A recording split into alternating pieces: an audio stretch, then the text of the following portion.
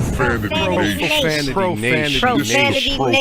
Nation. Yeah, it's the new era of man for some old school fans with a new school brand. We got money on the mic with the plan in hand. And Stat Pat to his left, they go hand in hand. And to the right, we got Simpster, he putting it down. It's the Profanity Nation, we running the town, yeah. It's the Profanity Nation. Profanity Nation.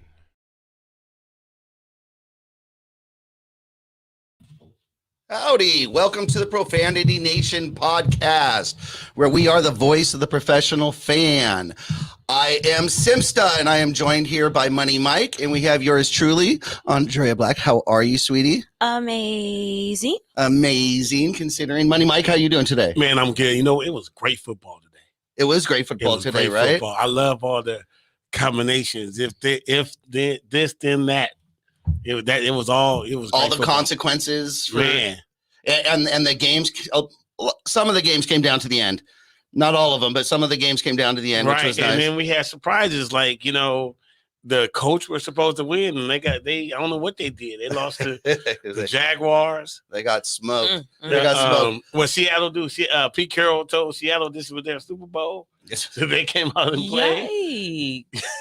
Man, No, at least I was bummed my Rams lost, but we still in it. We're still in the hunt. Right, we still in the hunt. They didn't lose a spot or anything. They didn't do anything. Yeah, because they were going for the West, the NFC West, and then Arizona lost, so then they got the NFC West. I wanted the upset though. I wanted them to just crush dreams. Yeah. Well, you know what? I would tell you though, it's really interesting because we've been following the Charger and the Rams SoFi, situation, and usually in with the Chargers, it's always the other team, the opposing team is 50-50, 60-40, whatever. But today, them 49er fans came out, so it was crazy. As always, we get started on the Profanity Nation podcast with our guy, professional athletic trainer, Marco Nunez. Let's go ahead and bring him in because we've got a lot to discuss today with Money Mike and Marco. Hey, Marco, how you doing? Doing well. How's everybody doing today? Very good. We are right, Thank man. you. Other than the fact that the Lakers are losing by, I think it's almost 30 now, right? Almost. So let's get right to it, man. So this guy AD, right? It's been about 3 weeks or so, and I know they said that they was going to reevaluate him. What has he been doing, man? Any time to reevaluate him and have him come back in? Like, we know he had an ACL. We know that he's, I don't even care if he's 100% no more, because he'll never be. So let's say we're about 3 weeks in on his injury. They said they're going to reevaluate him. Hopefully that's going to be this week. What exactly are they looking for? So basically, when they reevaluate him, they do an assessment on the table where they do what's called a valgus stretch. So they stress the knee or they stress the ligament, just like you do with the ACL, and see if he has any discomfort or pain with it. If the doctor tests or the trainer tests it, and he's like, yeah, I'm having pain, I'm having discomfort, that's already a tell sign that it's not fully healed, and they got to give it some more time. If that test is negative, meaning that feels fine, they'll probably do an MRI and see how far the scar tissue has developed. That looks fine. Then they get him back on, they get him on the court and do some controlled movements, and then see how he reacts on the part. So it all comes down to progression as far as a return to play type of thing. Obviously, you got to make sure that the ligament is intact, that everything has healed on the part, the scar tissue has developed, and then at that point, it's more see how he feels when he moves around. Now, I know they said 4 weeks. Usually a mild MCL sprain takes anywhere between 2 to 4 weeks. That's like a first degree. I know they never gave a degree. They never said whether it was a first, second, or third degree. I would not be surprised if he probably had a little bit of a second degree, because when the athlete fell on him, his knee went into a good amount of valgus. So he had a nice little impact there versus like a first degree is you kind of just twist your knee and like, ooh, kind of bang it type of thing. So now, bottom line, they have to wait till the ligament heals, it's intact, and he's ready to return. Otherwise, he's at a high risk of injury for something else or re-injuring that knee itself. And I hate to say this, him being, I hate categorizing athletes being injury prone, but that can develop to something else, which we kind of saw last year. It is what it is. History tells you if a athlete is injury prone, it just is. So those are just facts. You can't, try to hide those. Very bad news. All right, cool. Hey, so I don't even want to get into that. So you're telling me that we We can't depend on AD. All right, cool. Let me ask you about Clay Day. Today they're calling it Clay Day, right? Where we know that he had a couple of injuries. He had the knee first, and then he had the Achilles, and they're calling it Clay Day. I know you haven't obviously evaluated him. What percentage do you think, is he actually at? Do you think he's about 85% of himself, higher or lower that number? Because we know that it's almost like literally been like 2 years between Correct. the knee and the Achilles. What percentage, if you had to take a guess, watching everything he's gone through, what percentage do you think he really is back? See, the most interesting part about this is that he has the ACL was on the left side, if I'm not mistaken, and then the Achilles was on the right side. So now he's got a right leg issue and a left leg issue. Mm-hmm. I wouldn't be, I'm not too worried about the physical part of all the doctors past him. What I'm more concerned right now with him is more the mental aspect of it. How confident does he feel pushing off the right leg and landing on the left leg and kind of doing all those movements type of things. So as an athlete, as you're coming back, those are the obstacles that you want to kind of overcome. So what's going to happen is that he's going to go out there, he's going to go for a layup, someone's going to bump him, he's going to land on the left knee, and he's going to be like, he's like, okay, I'm cool. All right, I think that's good. I passed that test. Then same thing, he's going to go on the right leg, someone's going to bump him, we're going to land on the right leg. He's like, okay, I'm cool. I kind of passed that test. And these are just like little mild obstacles. But overall, not until he gets past those obstacles, those mental blocks he's going to have, which is natural for every athlete to go, he's not going to reach 100% until he gets past those. Until then, he's always going to be kind of guarded. He's going to be kind of be very, very careful on the part, which is, it's normal and it's natural. I mean, he's gone through almost 3 years, 2.5 years of this. Marco, has a team ever incorporated actual therapy, just mental therapy, just sitting down with a therapist to discuss the getting back into the game and the things that they might expect? Or is it always just the physical rehab part? That's interesting that you asked me that, because I just did a podcast with Dr. Lisa Sumti I think from Oakland. She's a sports psychologist, and that's something that we kind of discussed. About 15 years ago, teams have always had sports psychologists, but to be honest with you, I don't think they actually use them correctly like they should have. Just like the question you mentioned, when an athlete goes through an injury, they go through stages of grief.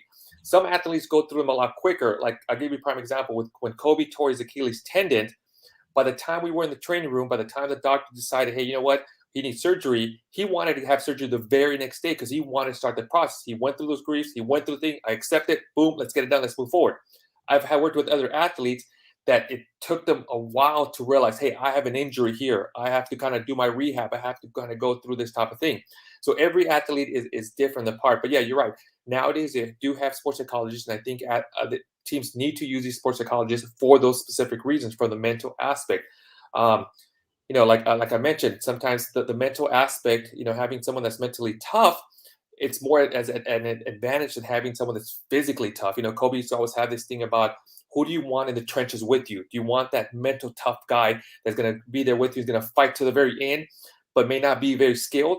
Or do you want that sharpshooter that can take somebody out from like 10 miles away, but when the heat comes on, he or she's gone and bailed? So that's kind of the question you want to ask. Cool. So let's talk about some mental stuff, and get over to another sport. AB. We saw what happened last week, and then all week he's basically been trying to defend himself, to try to say, I've been telling the coach I had an injury. Here's the text. Look at the text. And I couldn't go. And yeah, I read the text. I mean, nothing really was like 100% conclusive, but I know it's football, but isn't it the same like standards? Like, don't you guys have to clear them to be able to go out there and play? And if they're cleared, they're expected to play. Or if they say, hey, trainer, I'm not, I can't go. At what point? My question is, at what point because he's talking about preliminary stuff, like the day before he was telling him he couldn't go. My question would be, at that point, then why did you dress up? Why did you run out there? Why did you warm up? Like, have you ever heard of a situation like that where somebody the day before says that they can't go, but then they suit up to play, and then they said, I told you I can't go? Yeah, no, you find that plenty of times, and also you find it on the other aspect of it. You find players that you have to babysit them and kind of like, hey, you're okay, you can go out there type thing. And then you have other players on the other end where you have to kind of tell them, hey, you know what, the risk is too higher than the reward. You need to sit down. And there's some players that I've worked with, I'm not going to name any names, but I'll throw some number 24 and number 8 where no matter what you told him, he's going to go out there and give it all he's got. Even when you're like, hey, you know what, the risk is too high for the reward, he's going to go out the top thing. But that was his mentality. One of the best things about him is that he understood his body. But yes, at the end of the day, the athlete kind of makes the decision as far as whether he or she wants to go out and play. The training staff, the sportsman staff, their job is to try to kind of make sure keep the player out of injury. But if you go back and look a decade ago with the Super Bowl with Terrell Owens, every doctor, every sports medicine person, everybody told him, hey, you should not go out there. You should not go out there. He went out there. He still played. He did okay type of thing. Also, the same thing comes down to the situation. Every situation is slightly different. Are you in a play? And we talked about this. Are you in a playoff hunt? Is it a game that you have to win? Do you have to go out there? Same thing with AD. Remember last year, AD had the groin issue. Should have he been out there? Now we look back in hindsight, probably not. But the Lakers were probably trying to make that playoff hunt. They're trying to get out of that. Was it the 8th seed or something like that? The 9th seed. They wanted to get out of that little mini tournament, and he went out there and kind of gave it a go. Could he have made that groin worse? Yeah, there's a possibility he could have made it worse, but that's a question on that part. Yeah, because that was my whole thing. Like, man, look, if you can't play, just don't play. Just because it's a whole lot of mental stuff. I know that going. We were asking about that earlier. Yeah, I just don't know about that situation. And he's the one. Oh, sorry. Go ahead. There's more to that though, Marco. Yes. I definitely understand, but we had the actual greatest situation on Clubhouse where AB actually came on Clubhouse. Yeah, and he did an interview, and he was saying, I actually did the research to look at his contract. He was up for like 3 different incentives. 333,000 to make 46 more yards, 333,000 to get 1 more touchdown, right. Another 300. So virtually $1 million. Right. And we already know you cook, your massage therapist, and everybody else. So he probably wanted to be out there, but give me the touches. And if I'm not touching it, I don't need to be out here. But when I'm asking you to go into the game and you're not going. There's more to that. Did you listen? I did listen. I did listen. And Andrea's right. Here's the thing. I'm sorry. Go ahead. No, she's right. That the problem is that every case scenario is completely different. There's so many elements and variables that are behind the scene that people don't know and don't understand. Just like she mentioned, there's contract, there's bonuses, there's point systems. Is a playoff game. Are they playing? And I hate to say, sometimes are they playing their previous team that they just got cut or they got traded for, and they want to play because they want to show up type of thing. So there's so many things, and then also on the other end aspect, when you're trying to get a player to go out there and play, there's other aspects. Hey, this is my contract year. I'm not going to go out there and risk. I feel 95%, but I'm not going to go play because there's a 5% chance I can re-injure. This is my contract year. I don't want to go out there type of thing. So it's a two-edged sword, and there's so many elements and variables, just like you mentioned, that people don't know about as far as what goes on involved in it. Yeah. Look, I'll admit, I took it a little bit more personal because I'm a Raider fan, and this dude, when it got frostbite and all that stuff, and he acted a fool like on my team, when so I'm like, my mentality is like, here this guy go again, like just the Ben Simmons saga. Yeah, but this time he has a point. Honestly, when you listen to him, because there's always what was his point on Clubhouse? If you know. So what he was saying is basically, he had a conversation with his head coach, and they were communicating via text, and he was saying basically that I'm trying my hardest, coach, to be there for you and the team, and I know that I have things and obligations that I need to hit to make sure that I'm out there being productive. But when he said he went out there. Mind you, he was on the field. Remember? Mm-hmm. He was on the field, but he wasn't getting any touches. So he's like, I'm sitting out here sacrificing my body, and I'm not getting touches. So you have me out here running routes, and I'm not getting touches. Did he get open? Yes. Did you watch the game? I'm not that guy. I didn't watch that game. He was getting open, but he wasn't getting touches. So he needed to go out there and Tom Brady did. So I'm just saying. So my what I got from it is there's three sides to the story. I believe there's his side, the league side, or his team side, and the truth. And I honestly believe there's some valid points he had. Do I agree with how he reacted? Absolutely not. However, he had a point. There's a lot of these athletes that literally sit here and risk their body in moments, right? And the same league that hired you, they're the same league that can cut you, trade you to Timbuktu, hold you back, or hold you back. And if you want to make sure that you get a contract coming up, you got to take care of your body because you're worth what your body's worth. That's just my point. I understand. No, and you're 100% right. And then that's kind of goes back to what I keep saying about the risk reward. Before the game, like you mentioned, the reward was way up here because there was a playoff bonus. There's that extra touchdown bonus. The reward was like, okay, I'm good. I can risk it because the reward's here. But as you mentioned, all of a sudden when he's playing out there and he's not getting those touches and he's noticing that, all of a sudden that reward now it's going down and that risk is becoming higher. So he got to the point where it's like, you know what? The risk is too high for me to be out here. You're not giving me the touches. The reward has gone down. Why am I out here? Then you go out. And that's usually what it comes down to as far as when it's almost so close as far as deciding whether the player's going to play or not. It's always a risk reward type of thing. And like you mentioned, always the coaches are involved in the decision process. The training staff's involved. The general managers oftentimes even involved. A lot of people are involved when it comes that close. So everybody understands, hey, okay, the player's going to go out there. He or she's going to risk herself or himself for the team. Everybody's on the same page. Or, hey, this type of thing. And I think, like you said, at some point he felt the risk was too high. Why am I out here?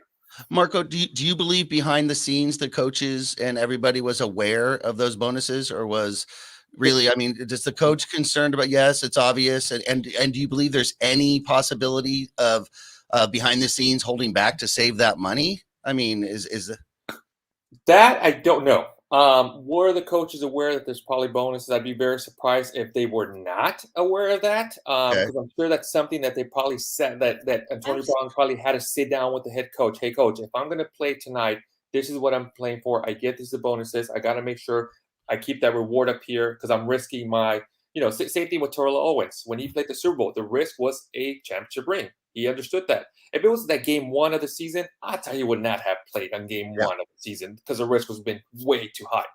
But the reward, the chance of that reward was up there. So it comes down to that. I saw an alert on Instagram. Tom Brady wouldn't leave the field until Gronk hit his. So I believe everybody knows. Yeah, I think you share it. Yep. And they stand by each other. Marco, thank you so much for sticking with us and sticking with us extra long today. We appreciate it. We appreciate the good information. So how long are we away from AD coming back and Vogel getting fired? What was that? A couple more weeks? Yeah, a couple more weeks. All right, cool. Cold here. Yeah, no, not cold here. Feeney said that Vogel's safe until everyone comes back. So everyone's just waiting for AD to get back, and then they have one game. And if they don't win, that's it. Everybody's that's fine. it. No, we gotta wait for Kendrick Nunn. Remember, he's not back, so we gotta wait. We're never gonna ask about Kendrick Nunn. And hopefully nothing happens between them. Yeah. Okay, guys. But hey, look, it's 126, 118. Just want to let y'all know. Oh, they've come back. Okay, nice. And this guy Austin Reeves is balling. I told you we were gonna go on a run. Did I not? Yeah, you did. How many minutes is left? 1 minute, 15 seconds. Hey, I see Reggie Miller do it, man. Come on, Ron. All right. Thank you so much, Marco. We'll let you catch the end of the game. All right, take care. Goodbye, Marco. All right, Marco. Thanks a lot. Bye-bye. All right. Again, great information, Marco. Always bringing it. This Antonio Brown situation is just funky. It's the crux of sports. You have it, everybody knows it's a business, but it's supposed to be a team. And you're supposed to still show up for your team and sacrifice your body for the team. But in reality, the team never sacrifices themselves for you or your body if you're the player, right? So will that ever get solved? No. That's you know what? That's a good answer. To be honest, because the brotherhood of the NFL, I honestly believe that, people are out here, for business. In businesses like the NFL, and if I'm being all the way candid and 100% honest, you're a trading piece. Like you're another piece out of 55-man roster. Next man up for cheaper. Without a guaranteed contract. Exactly. I don't believe that there are only certain players that you do things to appease them. I think that Antonio Brown, my thing about that is with the situation, I know because of his talent, somebody's gonna pick him up. Yeah, Bruh. I don't It think doesn't even matter about his, but it doesn't. That doesn't matter. I know what you're. I know I you're. don't think No, he I deserves know. a chance. I know the feelings that you're putting on the table. However, the facts say he's one of the best receivers, and he's gonna get a job. Okay, question. Period. He'll get the job. Will the players respect him and want to play with him, and will they trust him? Listen, there's a team in Pittsburgh. I'm pretty sure Would that take would him. take him back.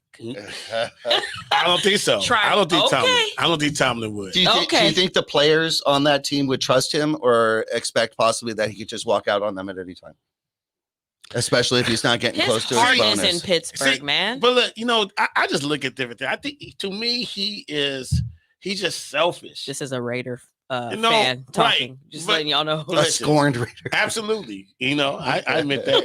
But because this dude, like, what are you doing? How you gonna get? You're going into what that thing called? You got to put some on your feet, frostbite, really though. Like, what are you doing? And then we didn't do nothing. We did nothing but try to cater to you, and you just acted a fool. Like, why do I want to deal with that? That's like, to me, that's a headache. I feel like Tomlin, I was a genius because everybody was giving him a whole lot of slack for, not really tripping off of AB and letting them go. And then Le'Veon Bell kind of did the same thing. And then he went somewhere else and kind of acted not as crazy as AB, but still, like, I think there's something wrong with that mental and he's just selfish. Look, Dennis Rodman went and did a wrestling match in the middle of the finals, right? But you knew he was going to be there for the team. So, well, You know what I mean? Like, he was a little off. yeah, Right. he was way off. He was way off. He did, he married himself. But look, when it was time for him to play and He showed perform, up. he showed up, and he didn't. And that's all I want him to do. Just can you just come and show up? If you are hurt, then you go to the training staff and say, look, man, I can't go. The training staff could tell Bruce Arians, hey, AB just came to me and said I can't go.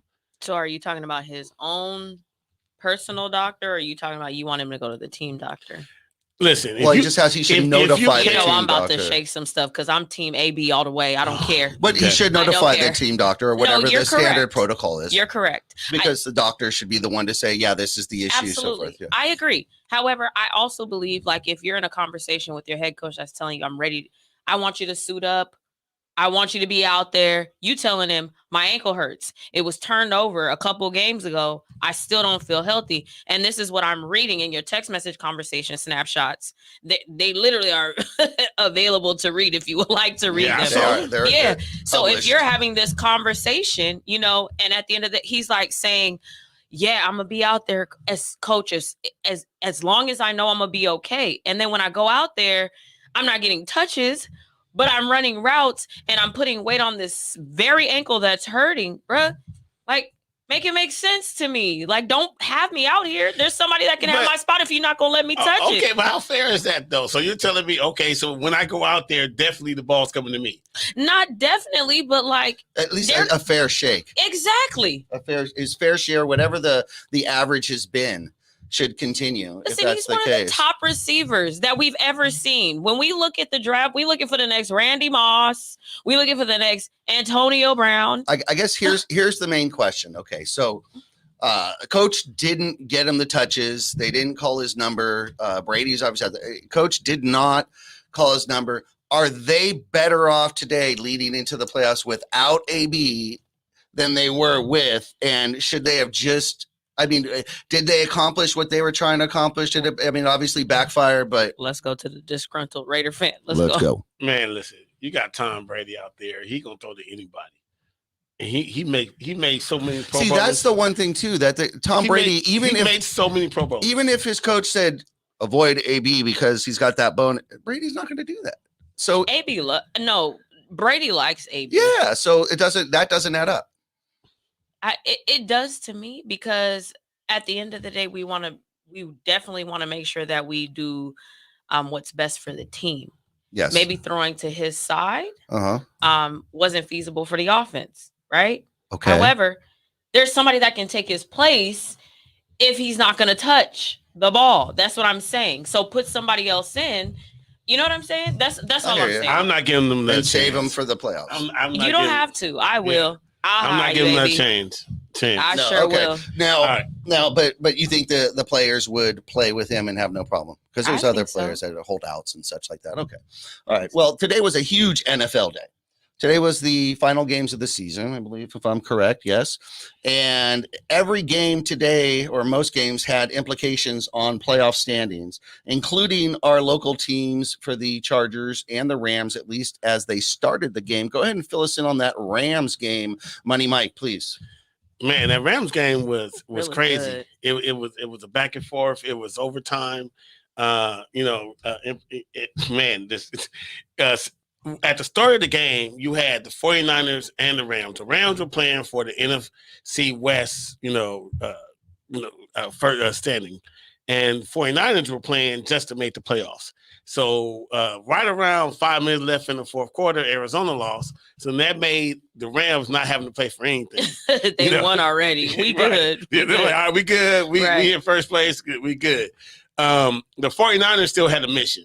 And I don't think that the Rams knew, but the 49ers came at it. But like I said, that crowd was 50-50, man, too. So that's surprising for a Rams crowd. No, it's not. Yeah. Have you been? I've been to SoFi. I've been to Chargers, yes. Rams a little bit stronger. No, usually, there are so many Niner fans. That is true. Right. Because we haven't had a team. Strong. The Niner fans, when I went to the Rams game, the Rams and Niners game last year, literally 2 years ago. Good God, this was before the pandemic. My goodness. Yeah. Oh God. We just black out the pandemic. Dude, and go to, it's wait. Oh my gosh. But BC. before the pandemic. No, it's BC. Before COVID. It's BC, exactly. Before COVID, and I went to a Rams and Niners game. It was a sea of red. A sea of red. I was like, yo, there's a lot of Niner fans out here. That actually makes a lot of sense because you said, there was no team in LA for a long time. So they went and they found, a team that was successful. That team was going to be San Francisco for many years. So that actually makes a lot of sense. So you want to hear something funny, man? Please. Like right now, there is a game in overtime, and it's Raiders 32, the Chargers 29. Really? What? Yes. In overtime, 7 minutes left in overtime. You know what's funny about this? What's funny about this is if this ends up, say the Chargers score a field goal and it's a tie. What is the score right now, please? It's 32-29, 7 minutes left in the game. Who's up? The Raiders just kicked the field goal. Okay. Right. Chargers came back. Which means the Chargers they were down by 2 touchdowns, right? Right, which means the Chargers came back. Scores down. If the Chargers score a field goal and make it 32-32, you automatically win. No, you know what's funny about that? It's a tie. Both of them make the playoffs. Oh, shoot. Because of a tie. Right. The people that's out is Pittsburgh. They need. Oh, wow. So I want to know what the winner. I want to know what the odds were on that bet. Man, if there is it's got to be crazy. Now the Raiders, however, the Raiders hold the cards in this one because the Raiders, I believe, but I believe the Raiders have already gone to 3 overtime games this year and won all 3. Undefeated. And they're undefeated. And now they're in their 4th at home. Big responsibilities. But this is hilarious to me, though, because literally, what if they go and talk? I know they're not, but I'm just throwing it out there. If we just tie this game up, we can both make it. Let's go on under the table. I mean, I'm just saying, we don't want to see Pittsburgh. Roethlisberger got that story. You know what I mean? Yeah, he's on his way out. He's about to retire. We don't want to go against that window. That. We just gonna let y'all kick a field goal. We're gonna run this time out. We both in the playoffs. I'm just gonna say, for the sake of the game and for the NFL, I'm gonna say that's not happening. And you have 2 teams that are fighting for every possible chance that they have to get into the playoffs. Here's the thing, though. But you guys, and always love it. It's beautiful. But you know how many times have there been stories? You know what I mean? That like when Houston won, we know they cheated now, but when they had that big old hurricane, they had the big old hurricane. They have the story. Yeah, then they won the Super Bowl. Lakers, you know what I mean? Lakers, yes. Bubble, Kobe, yeah. same thing. Right. When you got that story, Jason. It was so wonderful. Right. That's what I'm saying. So I don't want this Pittsburgh story. I mean. That can build momentum. It could. That can build that's sure. exactly what Jason would build the ring around. Right. Jason of Beverly Hills. We interviewed Jason of Beverly Hills, and he stated that when he builds a ring, he's looking for that story. What was the theme of the season, and so forth. Obviously, the bubble was. You don't even want to give Pittsburgh a chance. It's too early for out of bounds. But in that, we'll get there. Get there. That would be a good out of bounds though, Money Mike. Yes. That would be a good one. Oh yeah. Well, we'll see what happens. Let's if that happens, then we can contemplate whether that was actually there. It's 32-29 to Chargers have How many minutes now? 6 minutes and 46 seconds. All right. Anyway, so let's talk about the Lakers. Okay, it's gonna be the Rams lost. We talked about that. Chargers, and pretty much playoffs are set now for the NFL. The coach, I don't know what they did. They helped a lot of bettors, I guess. I mean, I'm not sure. Man, for real. Yeah. Like whoever bet Jacksonville, who were like 2 and. What is it, 14? I don't know. Like, this is their game. That's ridiculous. This is their game. They're going to do it this time. That's their Super Bowl game. Yeah. That's it. Right. They played in the Super Bowl and they won. They don't even have a good coach, though. Like, Pete Carroll's a good coach. It don't matter, dude. They played in their Super Bowl and they won. Man, they are going to party tonight. They were all over the place. Man, the number one Russian running back, Taylor, he was there and he couldn't get nothing. Like, Deal. Man, if they would have played all that that way all year. All right, everybody, don't go anywhere. We're going to be right back. We're going to go ahead and talk Lakers. We're going to update everybody as to what's going on over there.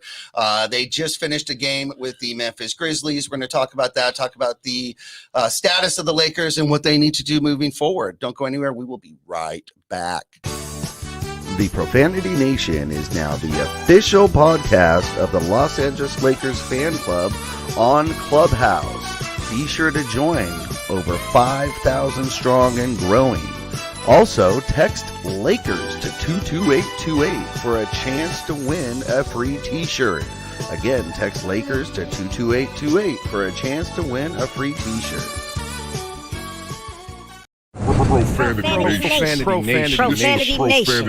A podcast for the fans, by the fans. Dive deep into the topics the other shows miss. Raw and uncensored. And he's going to play team ball. His legacy is at stake. Rare, hard-hitting interviews with players, coaches, and you, the super fans. I'm not hating. I'm like, okay, cool. Good. 3 championships in 5 years. He's more than good, bro. Profanity Nation. Listen live or subscribe on your favorite podcast platform. Powered by Jesse Brown of Keller Williams. Jesse Brown with Keller Williams Realty. Keller Williams Realty of South Bay. Whether it's residential, commercial, buying, selling, or leasing, Jesse Brown does it all. 310-766-1660 or visit her online, www.jessebrown.kw.com. Jesse Brown, habla español. 310-766-1660. That's funny. Okay, so we still laugh at that one commercial. Thank you, Jesse Brown, for being such a good sport with the habla español. That is me, of course. Okay, everybody. So this game is still going on. We have the Chargers versus the Raiders going on in the background. An incredible game in overtime. We'll keep an eye on that. But there was another game today. The Lakers have been on fire. The Lakers are on a 4-game winning streak going into tonight's game. They have finally turned the corner. They have some momentum. We're seeing some sparks of life and some offense and some defense. And I just really think, wait a minute. Wait. Oh, they lost tonight. Yeah, they did. Oh, my bad. I don't know what momentum you thought they had, but okay. Hold on a second. Let's back up. Let's go on ahead and back Please, up. fill us in. Yeah, let me just say this. Shout out to Shay. She said that she predicted a 5-game winning streak. She was really close. She got 4.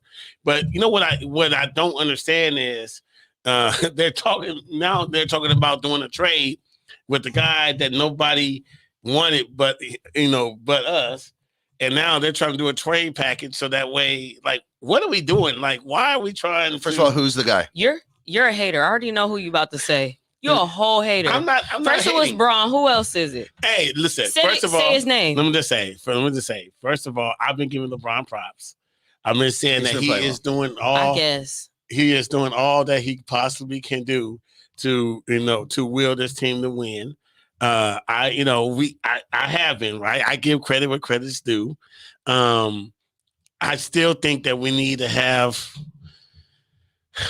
Look, I just hate the shoot the 3-pointer and nobody's looking for a rebound. The little small. Well, they assume it's Curry throwing, right? And they just go ahead and run back down the court. Apparently, okay. So hey, they're kicking the field Chargers goal. Are they kicking a field goal? Chargers really are kicking a field goal. And how many yards? It's going through. It's good. It's good. Oh yeah. All right. So it's 32-32 with 4 minutes. With 4 minutes left in the game. Seconds. All right. Anyways, what a game. No. Let them know what happens if it's a tie, Money Mike. Listen, if this is a tie, both the Raiders and the Chargers get into the playoffs. And the storyline behind that, possibly behind that, a Roethlisberger, this is final season, a premium exit, man. Yeah. Right. So, right, so essentially, what this is if the Chargers and the Raiders tie this game, which right now they're tied and they're in overtime, then Pittsburgh's out. This is and the reason why Money Mike phenomenal. is happy that Pittsburgh is out is because we always hear of that team in the playoffs that makes it for that Cinderella team. And the reason why they're Cinderella is because they have some sort of drive, some sort of driving force behind it. And this year, you're predicting that would be. This is Roethlisberger's last game at home. This is his last game. And he's retiring, isn't he? He said he was going to retire. Yeah, is this going to be his final game? They won. It's going to be your final game, all right. They're like, it has to be a win or loss. And as long as it's a win or loss, it's unlikely for it to be a tie. Then we're going to see Roethlisberger in the playoffs. Let's kill this storyline. Just knock it out right now. And then you have your Raiders in there. Man, and Chargers. Raiders and Chargers. Right? Raiders and Chargers. Okay, so there's 4.5 minutes left. We'll keep you guys updated as to that game right there. But getting back, man, listen, can we say his name? Respect him, man. Come on. Yeah, who are they trying to say? Good grief. That you want me to say else it for wanted. you? You want me to say it for you? Because I'm on it. Go ahead, Andrea. Ben Simmons is that guy. How about that? Okay. Ben Simmons is that guy. And for all the naysayers around there, to me, honestly, Ben Simmons fits better on the Lakers than Russell Westbrook does. At this point, we have better defense. He could play 1 through 5 like you're seeing LeBron doing for the last 4 or 5 games, which we've been doing pretty well. Right. Ben Simmons has the ability to facilitate. He's not worried about scoring. And we picked up a bunch of scores. So why not bring him in? He would help with all of our deficiencies. Wouldn't that complete the monopoly? We'd have every single clutch player that exists on the team. I think we won shy, and he's in Washington right now losing. So it's okay. Look, I've been wanting Ben Simmons since the beginning of the season. You've been arguing for you. You've been saying that trade I'm is something. And everybody thought I was crazy. I said, but listen, you smart. I told him, I said, listen, we need this dude just be able to handle the ball and play some defense. We got all these other shooters around. My whole thing is now, I was like, okay, is Ben Simmons in shape? That's my question too. Because right now, listen, what we have, you know how many injuries we have?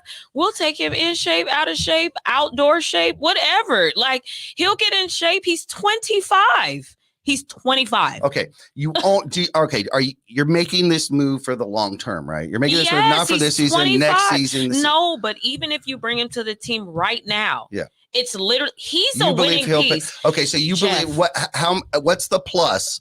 How if we trade for Ben Simmons right now, Westbrook's gone, Ben Simmons pieces, whatever it is, what's our plus win in factor? How many games? Listen, 4 or 5 with more Russ games? on our team, we're definitely in the negative. Go check his player rating. Okay.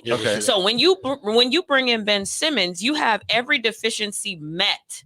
And we still have shooters. Poor Carmelo is sitting out there. He's been terrible since AD has been out, because when AD is there, he draws the defense, and that open three is perfect and money for Carmelo. Now, when you only have LeBron and Russ, we know Russ ain't gonna hit that shot, so all the defense stays true, right? If you bring Ben in there, he's perfect in transition. All these missed layups we're missing, Ben Simmons is going to make sure we make them. Okay. Then you have somebody that's going to facilitate to every shooter we got, from Malik Monk to THT to Carmelo to Who else goes? Because it's probably not going to be a one-on-one. Kent Bazemore. We already have an open roster spot, but that's Stanley Johnson's spot.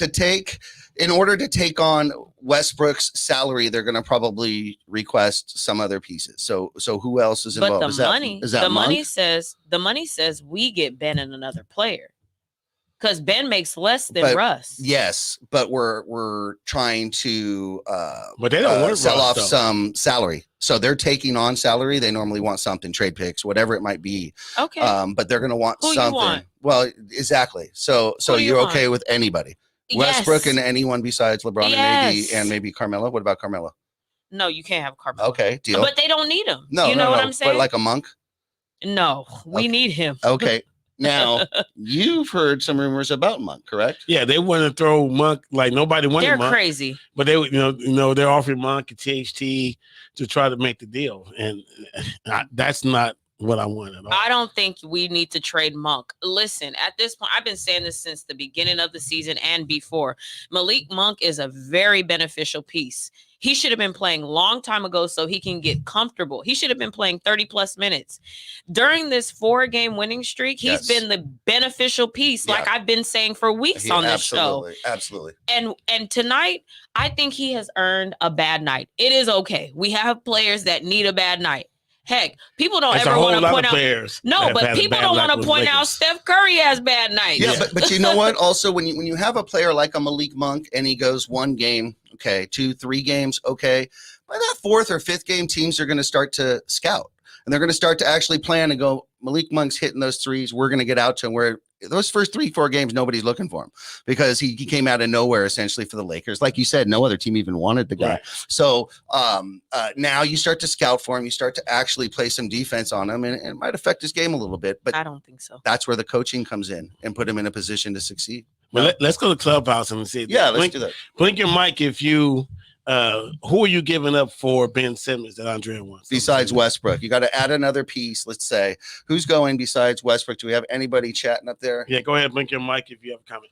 Let us know. Go ahead, Crispy. Yeah, I'll definitely throw Kent Bazemore in that trade, as well as probably like THT. THT can go too. THT, okay. Okay, are they going to take Kent Bazemore though? That's pretty much just dead weight. That's a good question. That's pretty much dead weight. Okay, but you do like? Are you a fan now, Crispy, of the Westbrook for Ben Simmons trade? Oh yeah, I'm definitely a fan.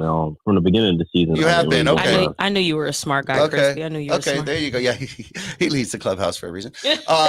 Exactly, Crispy. Okay, so do you believe that is the move that might turn things around for the Lakers? Because even, at this point, we have to be real. This team has built, even if they get going, they're not going to contend. They just, there's too many holes, too many weak spots, and they've all been exposed. Do you believe that the addition of a Ben Simmons, subtraction of a Westbrook would change that this season? I mean, yeah, definitely. I believe it changed the narrative for sure. I think Ben Simmons can bring a lot to the table. He still can give you that triple-double that Russell Westbrook gives team. So he played defense for one.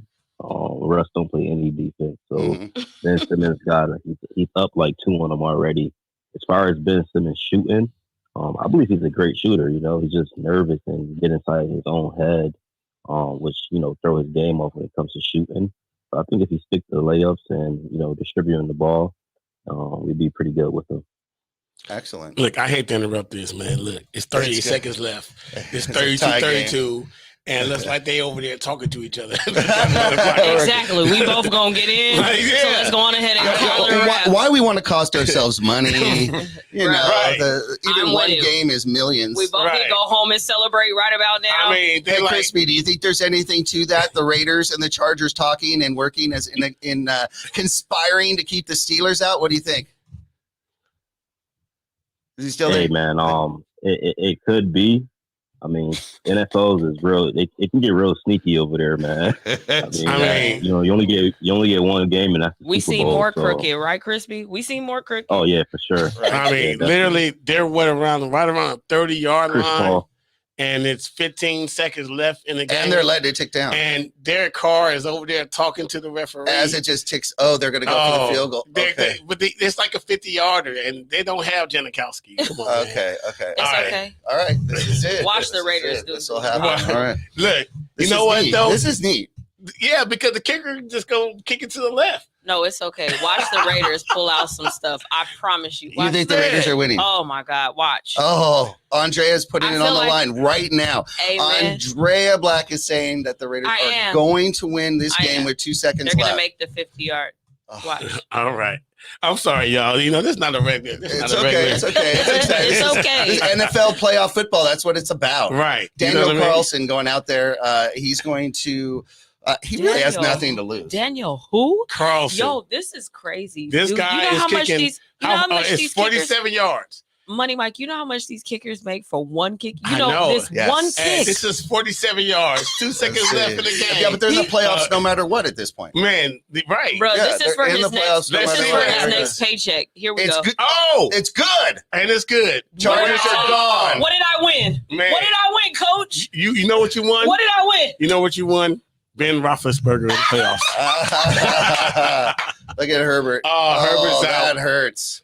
That hurts for the Chargers. Man. Wow. Oh, man. All right. Getting back to the Lakers. Can the Lakers pull off a last-minute shot and make the playoffs? So let's see. Okay, so the Lakers are playing Memphis Grizzlies tonight. They do have they're getting their players back. Ariz is back and so forth. We still have, AD out and Nunn is out, but players that coming back. Again, we thought that they were starting to gain some momentum. They were on this 4-game winning streak, and one loss again doesn't remove their momentum, but it still wasn't pretty. They went down big just to fight to come back and just didn't have enough in the end, which we see so often and so much in games. What do you make of that? What do you make of John Morant choosing not to play for the Clippers and choosing for the Lakers? You had some choice opinion and thoughts on that. Go ahead, Andrea. I was pissed when I tell you. Okay, so I was fortunate enough to go see Ja, and Ja was sitting on the sideline, but I was able to see the Grizzlies and the Clippers, and they blew the Clippers out without Ja on the floor. Dylan Brooks going out injured. Steven Adams didn't play. I call him Aquaman. Sorry, I can't. He does. He looks like the same guy. Absolutely. Same thing. I can't get him straight. They look the same. I'm telling you. Yeah, to me too. But I was like, yo, Ja would sit out a game and then want to come back to play the Lakers. And granted, I understand because you're playing. The Lakers is the important team in LA. Let's just face it. Everybody wants to beat the Lakers. Nobody was watching the We get it. Yeah, because that ticket was $30. So, but anyway. And how many rows? I was on the floor. Right. Yo, did you see me? I got FaceTime. I got snapshots. Nice. Yo, I see you on TV, bro. Really? Text going off the phone. I was like, oh my goodness. That's okay, awesome. Man, I've been trying to tell these Clipper fans, man, how cheap these tickets are. Bro, they're so cheap, it's unbelievable. I believe they're single digits up in the 300s, aren't they? Yeah, they're literally $7. Like $2. No, it's $7. Oh. They just upped it. Well, you know why? Because it costs money to print.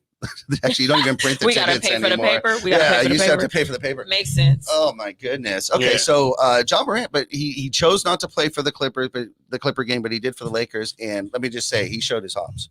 We saw that play, hit his head on the backboard. I think he jumped higher than Shannon Brown. Yeah, I was watching. I just so much memories of hops with Shannon Brown getting up there, but man, does he get up there? Yeah, I mean that dude jumped up.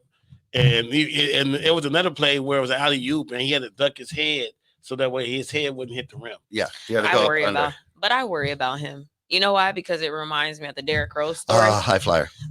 Very high flyer, Plays very above the rim. active. Definitely crashes the board. Gets to the paint very easily because of his athleticism. I worry about him because one of these days I don't want it to happen, but you can land wrong. Right. And he bounces and you're like, dear God, please land correctly. Because at this point, I love me some Ja. I'm one of the biggest Ja Morant fans, even though I'm a Laker fan, and I'm worried. Like, I want him to be smarter. Sometimes the dunk or the high fly act it's not needed. Just to score the 2 points. You can doesn't mean you should. Yeah, like also he doesn't have the physique. When I tell you I was right behind the bench, I did not know he was this skinny.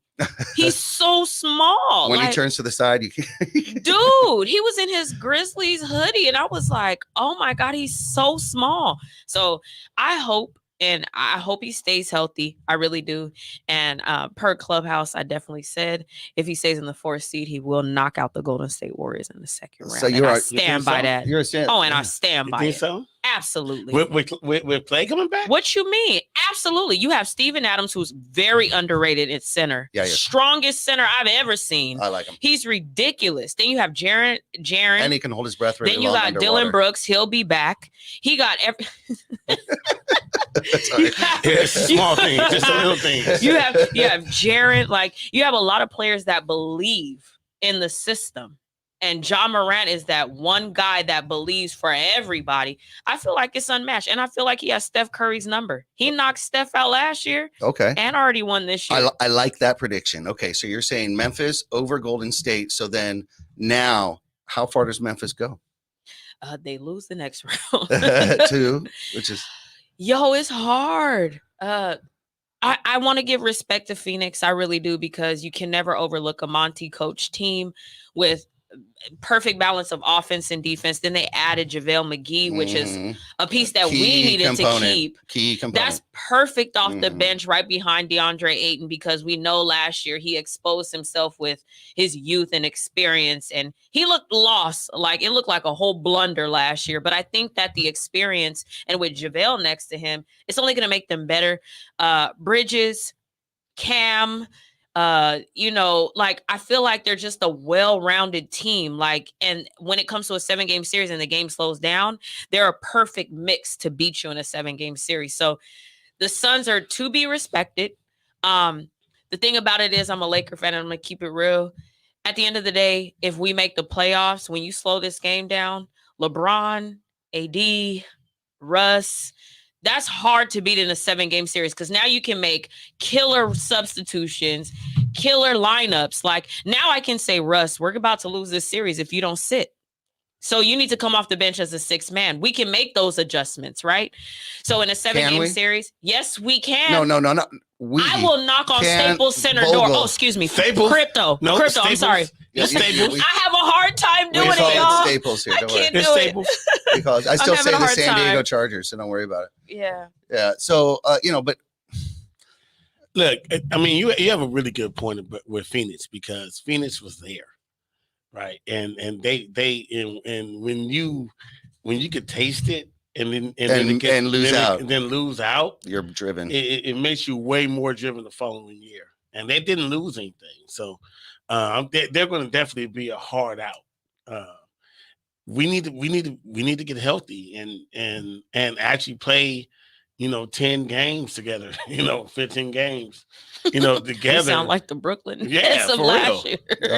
Yeah, I mean, I really they look pretty underwhelming too. Even though they're first, they're the most underwhelming first place team I've ever seen. But they got KD, Kyrie. I get it, but like, Kyrie, literally, listen, they want to make the playoffs. They will, but that's exactly what they're saying about the Lakers. They just want to make the playoffs. You don't want to see them. You don't want to see them. They want to make thing. But when I'm saying they want to make the playoffs, it'd be the 5th seed or below. Because that way they can have more away games than home games. That makes sense on Kyrie. It does, so he can play more, right? But it would do yourselves a disservice if you literally lose first place to move to 5th. Why would you do that? I think that James Harden and KD healthy should be enough to get you there. I'm sorry, with your supporting cast, you should be okay. The fact that Kyrie is needed is a problem. And the way that Kevin Durant is exerting himself, listen, I come down hard on Russell Westbrook for his turnovers and so forth. I'm going to go on record and say, listen, everybody go look at James Harden turnovers. He's just as bad. Yeah.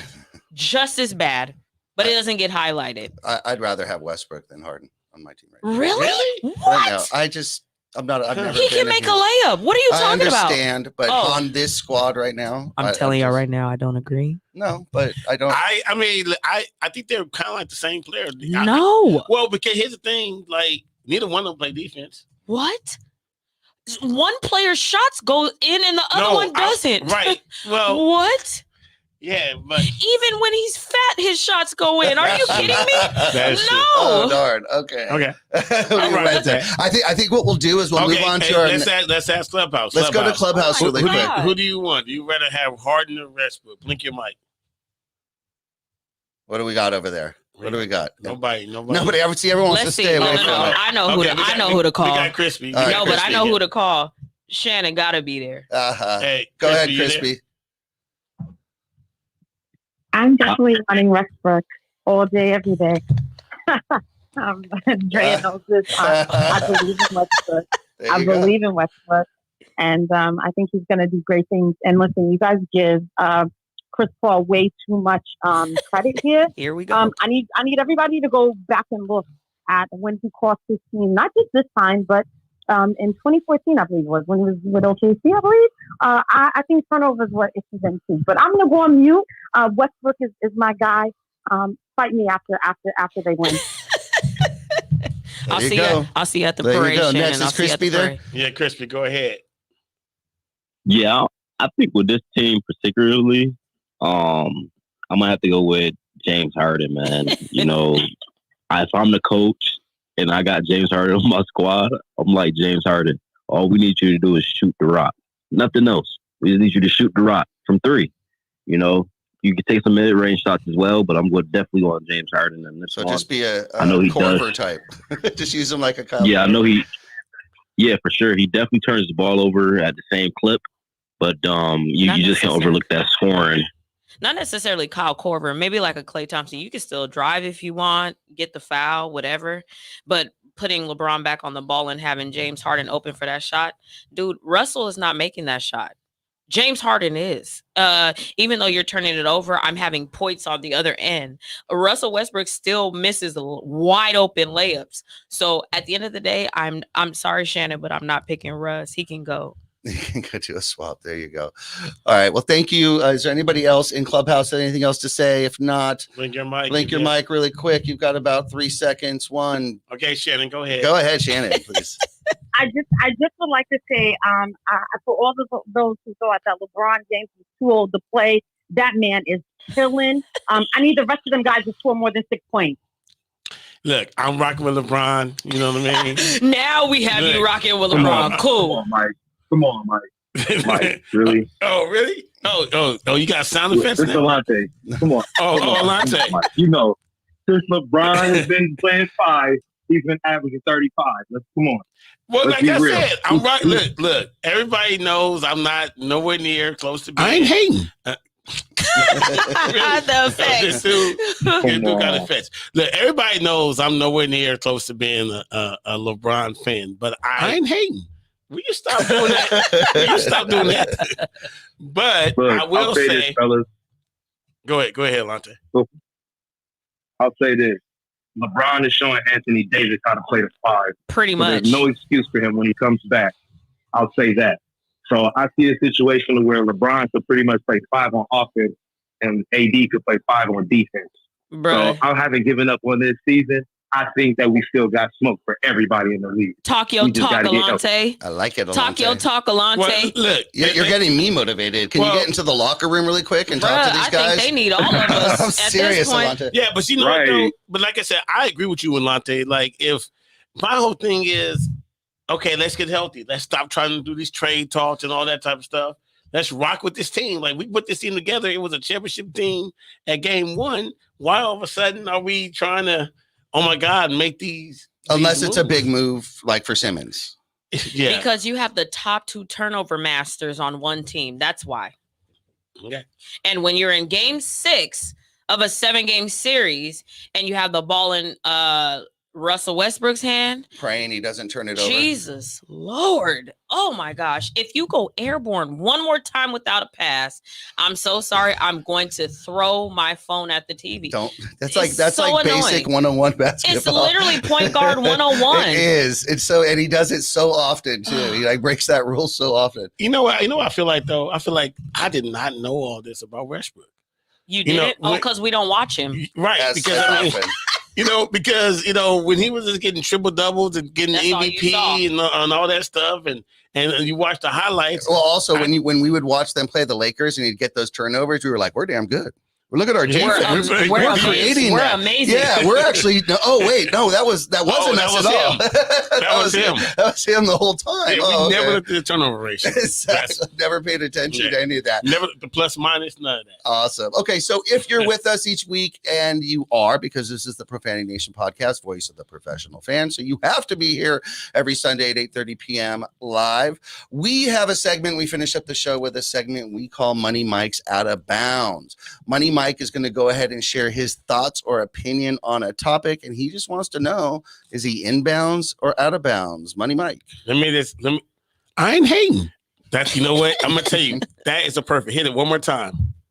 I ain't hating because somebody going to say I'm hating. Okay. Somebody going to say I'm hating on this, but I really want to know what people think. So TJ Watt, right?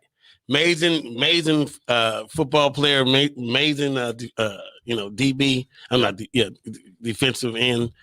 That guy got 22 and a half sacks, and he tied Michael Strahan's 2001 as the sack leader. So basically, you have Michael Strahan with 22 and a half sacks, and you also have TJ Watt 22 and a half sacks. I'm not hating on TJ Watt, but he had one additional game to get that sack. Mm-hmm. Am I out of bounds for saying that I don't think TJ Watt's 22 and a half sacks are as great as Michael Strahan's because he had an extra game to do it? That sounds like the LeBron and MJ argument because LeBron has been playing for so long, but I'm going to go on mute. No. Wait. Didn't I'm sorry. This is Taylor again. I'm sorry. I know we missed last week. Didn't TJ miss a game? He missed 2 games with a groin injury. 2 games this year? 2 games. He only played 15 games. I was going to ask so how many games played, as opposed to how long the season is, how many games played during that record season. I was like, so I think games played from Mike Strahan, who was, I think it was 16 still. Okay. Right. Even then. TJ played 15 games. Yeah. So TJ played 15 games. He said I had one more week to beat it. So he's out of bounds. So he's out of bounds, I'm out of bounds. He's out of bounds. Yeah, so he did it in 15 weeks. So he actually did it in a shorter time. He did it in a short time. All right. So Drew says out of bounds. Okay. Shout out to Drew. Andrea?